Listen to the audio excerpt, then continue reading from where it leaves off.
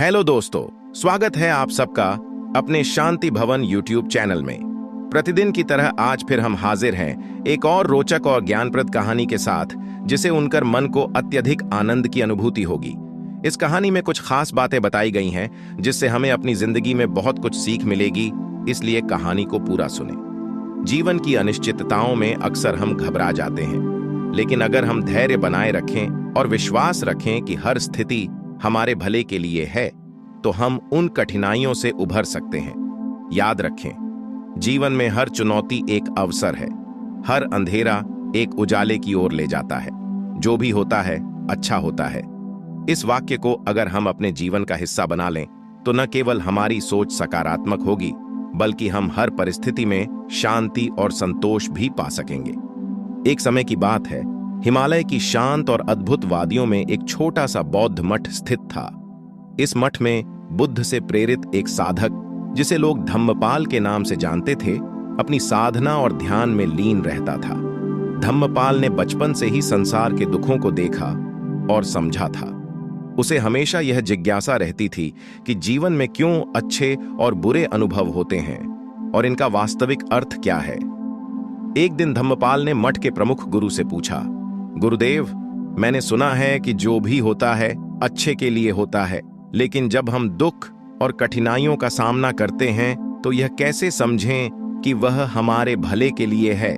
गुरु ने मुस्कुराते हुए कहा, इस सवाल का उत्तर तुम्हें अनुभव से ही मिलेगा, लेकिन यह उत्तर तुम्हारे अंदर तब तक प्रकट नहीं होगा जब तक तुम खुद उस सत्य की खोज नहीं करते।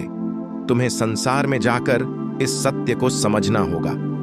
धम्मपाल ने गुरु की बात को मानकर अपने जीवन की यात्रा शुरू की। उसने निर्णय लिया कि वह तब तक घर नहीं लौटेगा जब तक उसे अपने सवाल का उत्तर न मिल जाए। जीवन का पहला अनुभव धम्मपाल अपने सफर में एक गांव पहुंचा, जहां एक किसान के घर में उसे कुछ दिन बिताने का अवसर मिला। किसान की स्थिति बहुत खराब थी। उसके पास खाने के लिए मुश्किल से ही कुछ होता था। फिर भी किसान हर दिन मुस्कुराता और संतुष्ट दिखता। एक दिन धम्मपाल ने किसान से पूछा, तुम्हारी इतनी कठिनाइयों के बावजूद तुम कैसे इतनी शांति में रहते हो?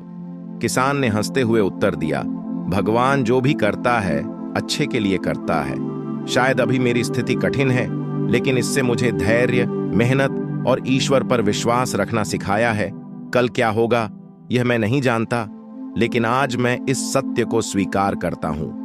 धम्मपाल ने इस बात को अपने मन में रखा और आगे की यात्रा पर निकल पड़ा।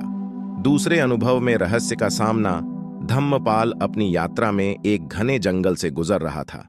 अचानक कुछ डाकुओं ने उसे पकड़ लिया। उन्होंने उसकी सारी संपत्ति छीन ली और उसे एक गहरे कुएं में फेंक दिया। धम्मपाल ने खुद को ऐसी स्थिति में पाया जहां कोई उम्मीद नहीं थी। वह निराश और असहाय हो गया, लेकिन तभी उसने अपने गुरु की शिक्षा को याद किया, जो भी होता है अच्छे के लिए होता है। अचानक धम्मपाल ने कुएं के किनारे पर एक छोटी सी सीढ़ी देखी, जिससे वह बाहर निकलने में सफल हुआ। जब वह बाहर निकला तो उसने देखा कि डाकू कुछ दूर पर ही आपस में लड़ रहे थे। यदि वह कुएं में नहीं गिरा होता तो उसकी जान खतरे में पड़ सकती थी। इस घटना ने धम्मपाल को सिखाया कि कभी-कभी कठिनाइयां हमारे लिए बड़ी विपत्तियों से बचाव का साधन बनती हैं। यात्रा का तीसरा पड़ाव। बौद्ध विद्वान से मुलाकात। धम्मपाल एक शहर पहुंचा जहां एक प्रसिद्ध बौद्ध विद्वान रहते थे। लोग उनके पास जीवन की समस्याओं के समाधान के लिए आते थे। धम्मपाल ने उनसे अपनी जिज्ञासा व्यक्त की।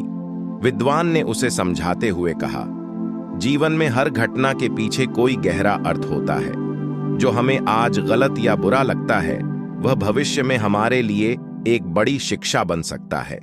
जब हम चीजों को संपूर्ण दृष्टि से देखते हैं, तभी हमें समझ में आता है कि सब कुछ हमारे विकास और कल्याण के लिए ही है।